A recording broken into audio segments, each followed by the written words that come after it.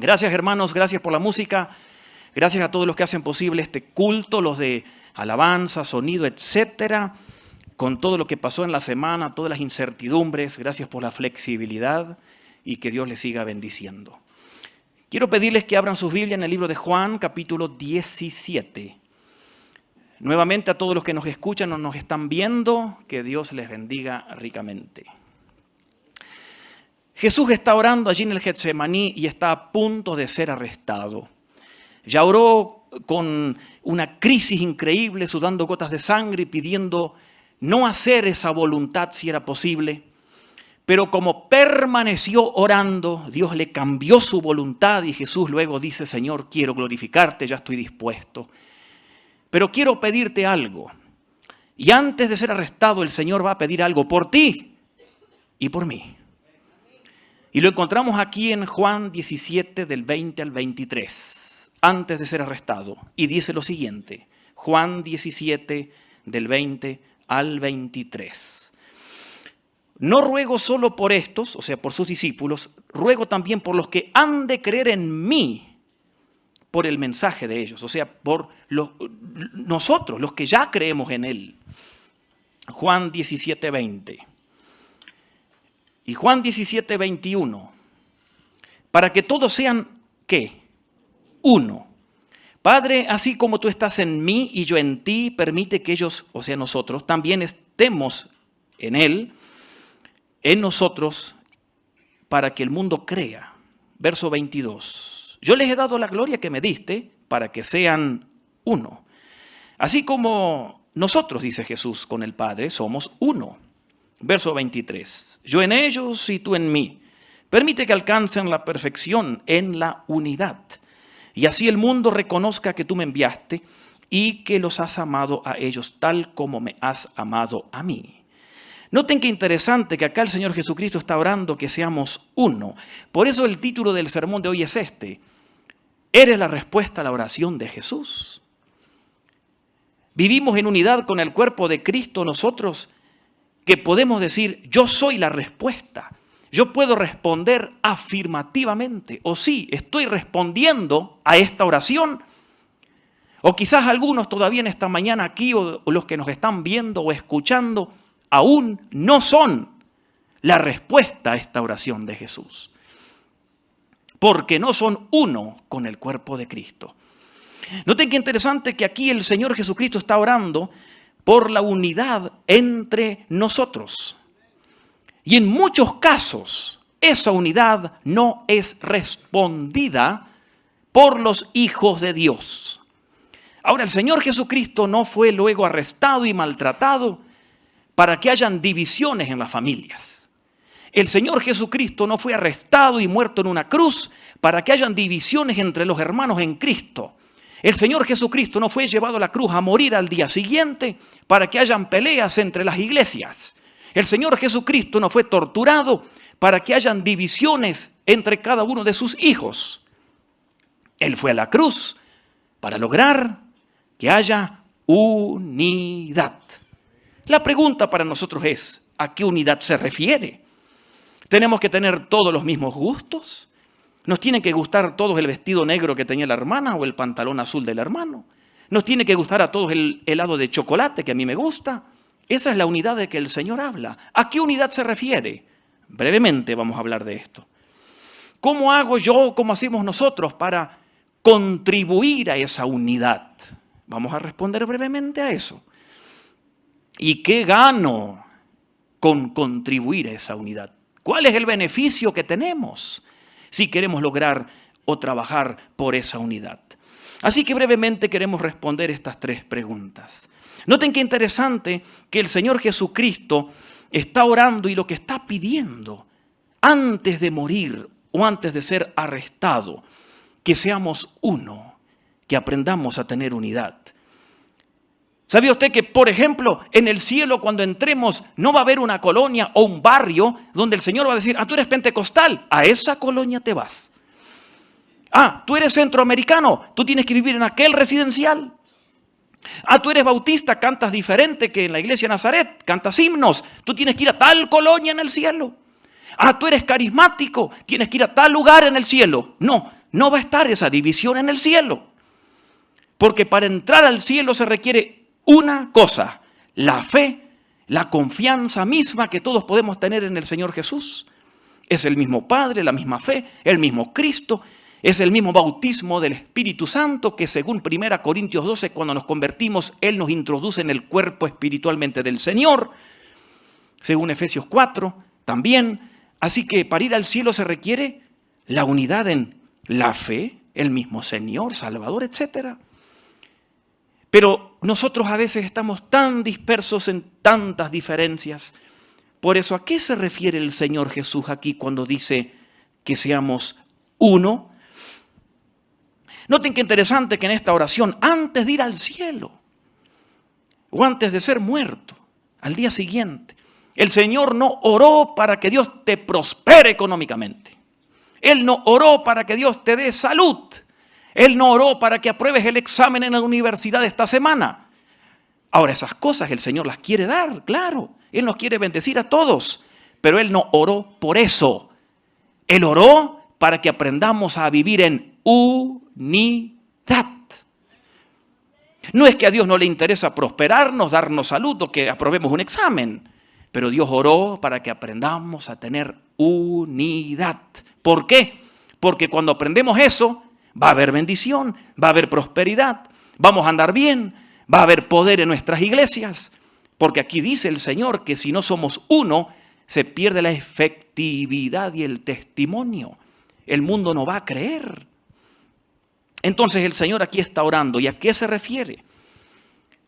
Noten qué interesante que el Señor no habla de unidad, de que todos tenemos que pensar igual.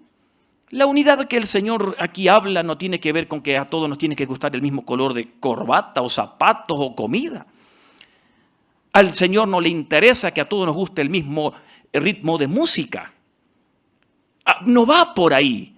El Señor habla de una unidad mucho más profunda.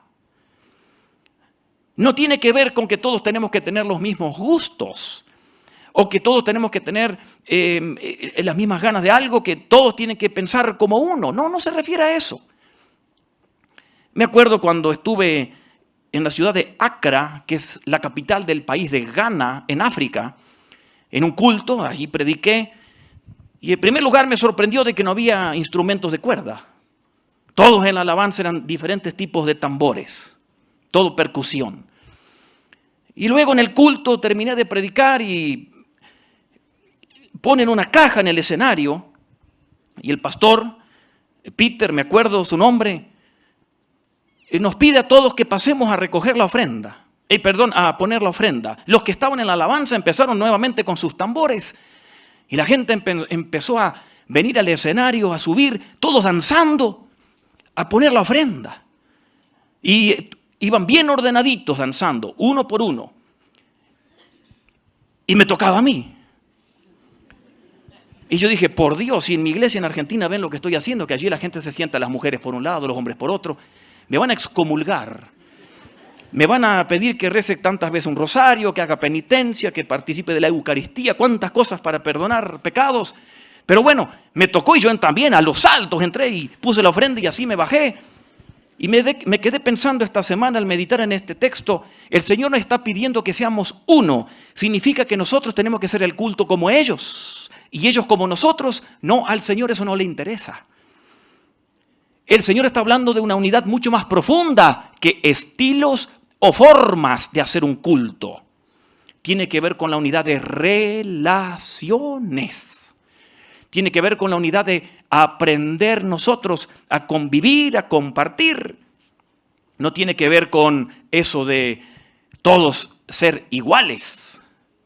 No es comunismo. Que como en algunos países ustedes saben lo que logra el comunismo. Todos iguales, todos pobres.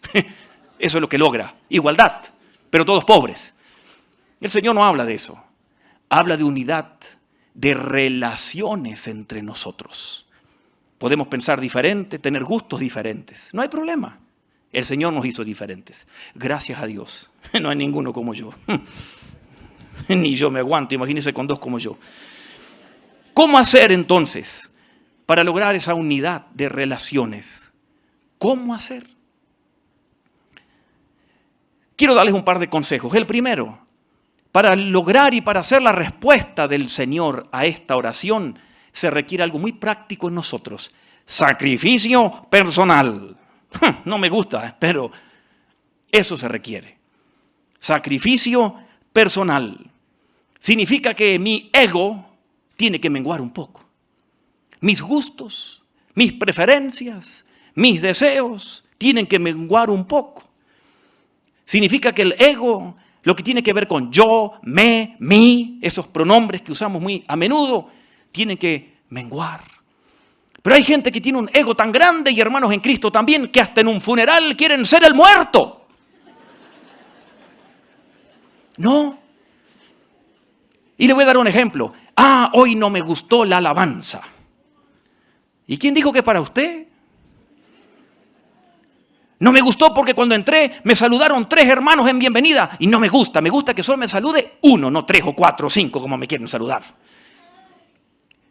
Todas esas frases que usamos con yo, me, mí, tiene que ver con nuestro ego. Y el Señor quiere que aprendamos a sacrificarnos personalmente para lograr la unidad. ¿Sabías que para que haya unidad donde tú trabajas hay que sacrificarse personalmente? Para que haya unidad en tu familia hay que sacrificarse personalmente. Para que haya unidad en el ministerio que tienes, sonido, alabanza, bienvenida, ofrenda, parqueo, educación cristiana, tienes que sacrificarte personalmente muchas veces a tus gustos, deseos, para lograr unidad. ¿Cuántas veces aquí en las reuniones con la junta directiva de la iglesia, de los ancianos? Estoy totalmente seguro que todas las decisiones que hay que tomar continuamente, a todos no les agrada. Pero hemos aprendido que a veces tenemos que dejar de lado nuestro, a mí me gustaría, yo deseo, yo creo esto, por la unidad. Porque la unidad es más importante. Porque Dios nos va a bendecir, como vamos a ver luego, cuando hay unidad. Entonces a veces nuestro ego tiene que morir un poco. En tu matrimonio tienes que sacrificarte personalmente a tu ego para que haya unidad. ¿No es cierto? Señora. Y no lo digo por ella, lo digo por mí. Y así en todo.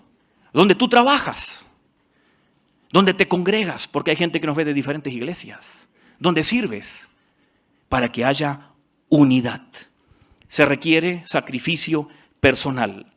Jesús se sacrificó para lograr nuestra unidad, para que vayamos al cielo. Él dejó su gloria, dejó su vida, se sacrificó personalmente para lograr la unidad espiritual entre nosotros. El otro consejo para que haya unidad, aprendamos a no competir, sino a cooperar entre nosotros. He escuchado a matrimonios que a veces uno gana más que el otro y se pelean. Pero en vez de competir, somos un equipo, hay que cooperar. A veces en los ministerios hay gente que tiene un don y otros tienen otro y se pelean porque buscan mostrar que son mejores. No, cada uno debe competir consigo mismo, no con los demás. Yo compito conmigo mismo. Yo escucho sermones, trato de aprender de buenos predicadores porque quiero predicar mejor el domingo que viene que hoy. Cada vez peor, pero no importa. Usted tiene que competir con usted, no con los demás. Alguien en su ministerio tiene un don que usted no tiene, un talento que usted no tiene. ¡Qué bendición! ¡Qué bendición! Aquí en la iglesia hay gente que puede hacer cosas que uno no sabe. ¡Qué bendición! Qué lindo que es eso, porque ese es el cuerpo de Cristo, con diferentes dones, diferentes talentos, ¿verdad? Entonces tenemos que aprender a no competir, sino a cooperar unos con otros. Esta semana, miren, yo me puse triste, nos pusimos tristes que Guatemala perdió el fútbol el viernes con Trinidad y Tobago. Iba ganando Guatemala 2-0, ¿verdad?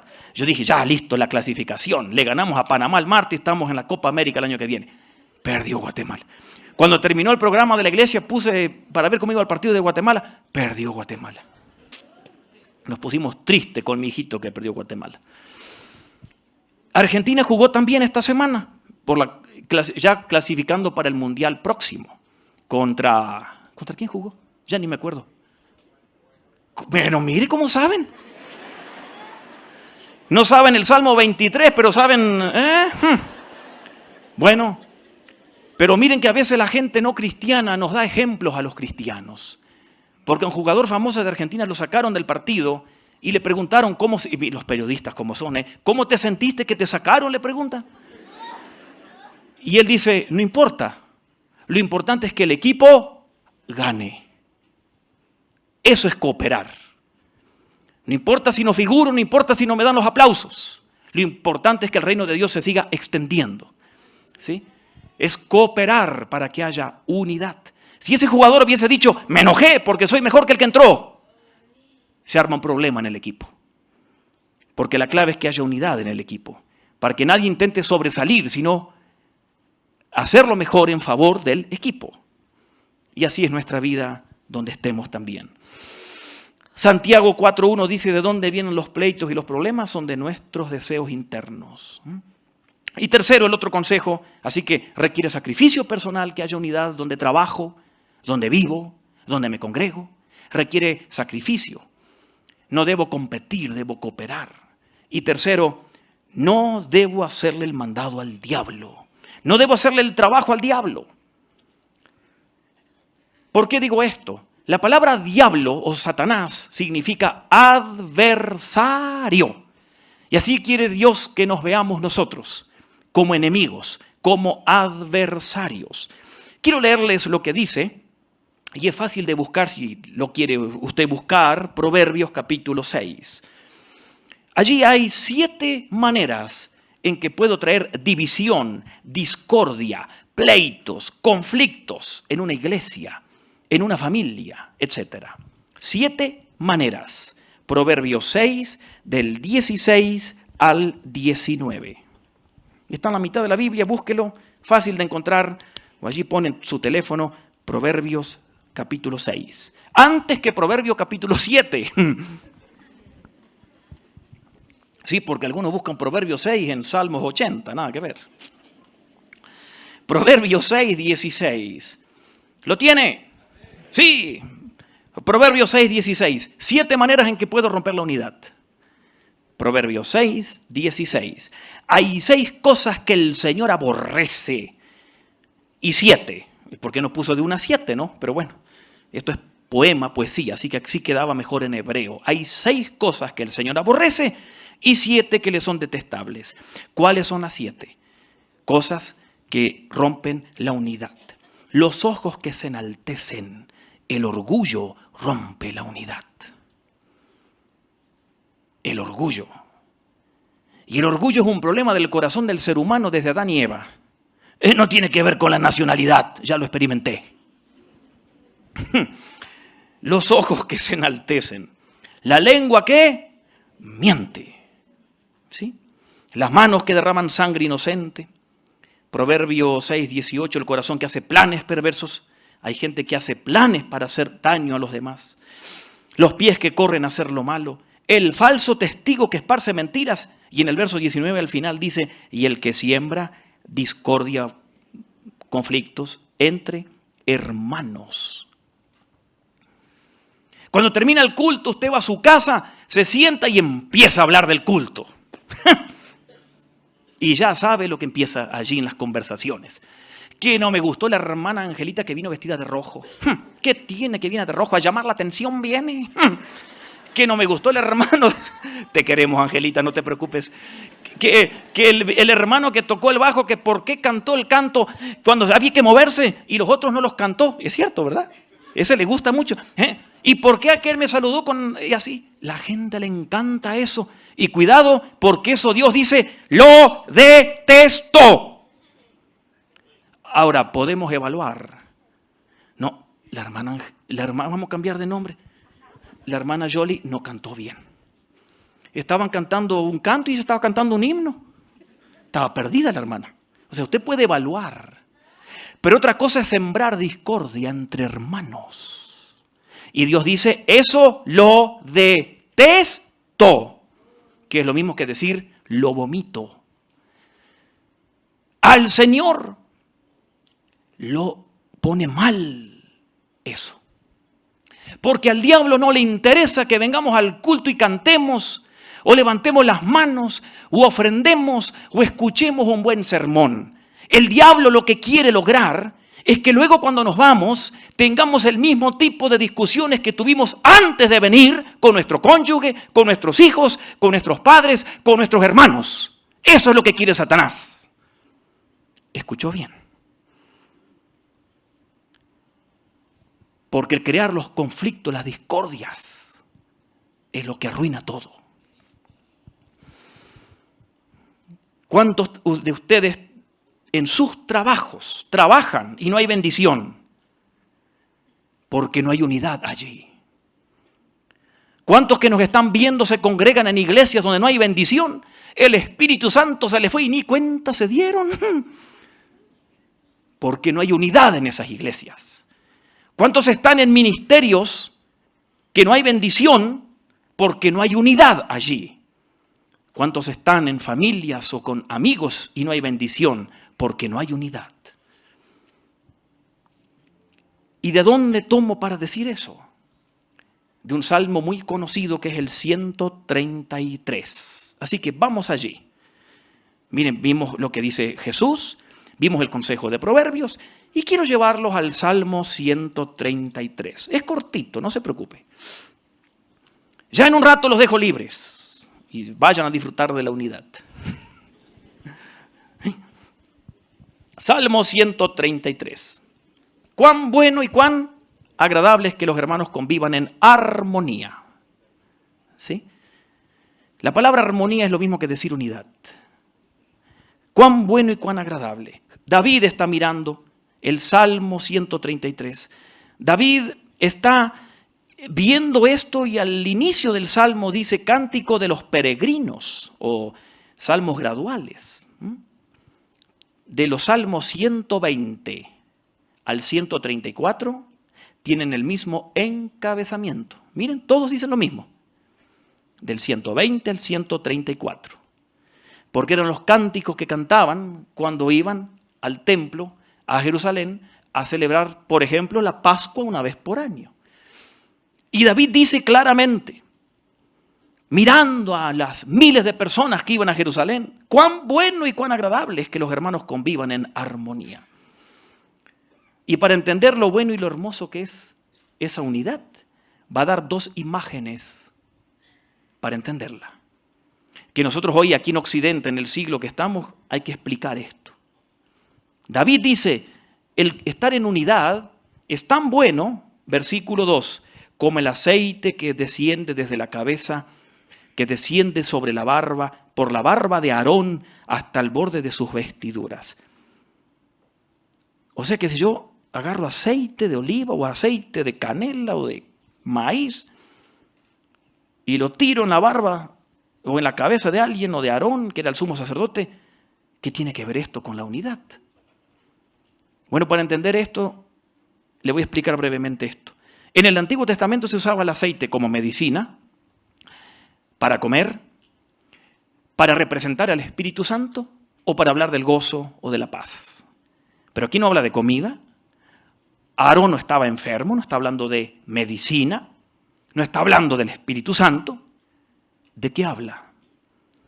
Para entender este salmo, y no lo voy a leer por razón de tiempo, pero usted puede leer en su casa Éxodo capítulo 30, verso 22 al 30, donde allí Dios le dice a Moisés cómo hay que hacer el aceite para ungir al sumo sacerdote Aarón, que era un preparado de aromas, de perfumes, con diferentes tipos de aromas. Y cuando a Aarón lo ungieron como sumo sacerdote, esa preparación se la tiraron en la cabeza y bajaba hasta sus vestiduras. Para entender lo que David dice allí en el libro de Éxodo, por ejemplo, que ese aceite tenía que tener, entre otras cosas, un montón de especias aromáticas y entre otras 6 kilos de mirra líquida. Ahora, la mirra es un perfume. Aquí una hermana que fue a Israel días atrás nos trajo un poquito de mirra Yo digo, ¿por qué no nos trajo más? Un poquito así. Bien poquitito. Pero con un olor, como dicen en España, madre mía. Qué aroma tan rico. Qué bendición. Miren, y es un poquito. Ahora imagínense, si usted lee allí en Éxodo 30, todos los perfumes que tenía ese preparado, 6 kilos de mirra líquida, tremendo. Cuando a Aarón lo ungieron y le tiraron ese aceite en la cabeza, se llenó de olor todo alrededor, un olor agradable. Y David dice que cuando hay unidad entre los hermanos, esa es la idea. Huele bien tu vida. Ahora no estoy hablando de Rexona o de Axe. Huele bien tu vida. Ahora, cuando trabajamos, sudamos, sí, todos. Pero cuando estamos en una fiesta, en una iglesia, sentados, tenemos buen olor, buen aliento. Y son personas que atraen a uno. Pero si usted se sienta al lado de alguien que tiene mal olor y mal aliento, usted quiere disparar, quiere salir huyendo. Cuando yo estuve en el barco Logos en el camarote, 2 metros por 3 o 2 por 2, 2 personas conviviendo. Mi primer persona con la cual dormía era un europeo que nunca se bañaba. Una semana, y nosotros siempre, el barco siempre está en climas cálidos, en el Caribe, un calor, y trabajaba y corría y todo, y nunca se bañaba. Inaguantable. Le dijimos al director del barco, le hablamos, expulsamos demonios en su vida, no había manera de que se bañara. Lo reprendimos y nada, seguía oliendo mal. Un día lo agarramos que entre 10, lo metimos al baño y lo bañamos. Cuando salió del baño enojadísimo, dijo, ahora voy a sudar de nuevo. Y salió corriendo al puerto, al muelle, para sudar. Y entró al barco y dijo, ahora miren cómo huelo de nuevo. No quería bañarse, pero nadie quería estar con él, porque olía mal. ¿Cómo huele tu vida? ¿Tú eres una persona que atrae a la gente en la unidad? ¿O eres un hermano que nadie quiere estar contigo? Hay gente así, hay hermanos así. Uno los quiere lejos. Amén, dice el otro. Hay de todo en la viña del Señor, dijo el cura. Sigamos adelante. Entonces, que podamos oler bien, ¿ok? Vamos a la otra imagen que pone David, versículo 3. Cuando hay unidad y armonía, es como el rocío de Hermón que va descendiendo sobre los montes de Sión. ¿A qué se refiere? Tenemos que hablar un poco de geografía de Israel. La montaña Hermón es la que está más al norte de Israel, que tiene 3.000 metros de altura y hay nieve en su cúspide. La montaña Sión es donde está Jerusalén, está al costado, tiene menos de 1.000 metros de altura. La montaña Hermón, que dice aquí, es la que cuando hay deshielo, baja el agua y llena el río Jordán. Y la tierra árida que es Israel, con rocío, con agua, con frescura. Cuando hay armonía entre los hermanos, hay frescura. Imagínense en Israel un día de calor, qué hermoso que es cuando desciende el agua de la montaña Hermón y riega los valles o el rocío a la mañana. Así es la abundancia que viene de arriba cuando hay unidad entre los hermanos. Porque aquí David nos está mostrando que cuando hay unidad, la bendición viene de lo alto, como el aceite derramado en Aarón hacia abajo, como el rocío del Hermón hacia las laderas. Cuando hay unidad entre los líderes principales de una iglesia, la unidad fluye y hay bendición. Porque David termina el Salmo diciendo, donde hay esta unidad, el Señor concede bendición. Lo contrario también es igual. Cuando no hay esa unidad en la familia, donde uno trabaja, en un país, en una iglesia, Dios no bendice. Y por experiencia lo sabemos todos. Entonces el reto para nosotros es trabajar por la unidad. Sacrificarnos personalmente muchas veces a mis gustos, mis deseos. Yo quiero esto, yo aquello, por la unidad. Cooperar, no competir. No hacerle el mandado al diablo y fomentar discordia entre hermanos.